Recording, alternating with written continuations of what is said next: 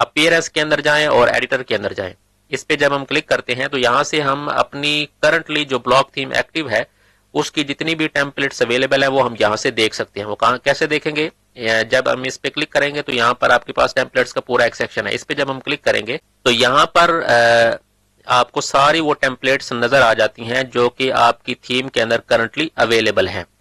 तो जैसे for example all archives की टेम्पलेट है, इसी तरीके से ये ब्लॉग होम के लिए एक टेम्पलेट है, फिर इंडेक्स की टेम्पलेट है जो डिफॉल्ट होती है और फॉल बैक के तौर पर काम करती है जब कोई भी टेम्पलेट उसको नहीं मिलती।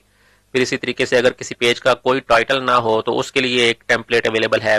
404 के लिए है, यानी अगर आप जो पेज विजिट कर रहे हैं वो एग्जिस्ट नहीं करता तो उस टाइम पे ये 404 टेम्पलेट शो होगी। पेजेस के लिए है और इसी तरीके से सर्च रिजल्ट्स के लिए टेम्पलेट है और सिंगल पोस्ट के लिए जो हमने एक ब्लॉग पोस्ट पे क्लिक किया था उस टाइम पे ये वाली जो टेम्पलेट है वो लोड हो रही थी।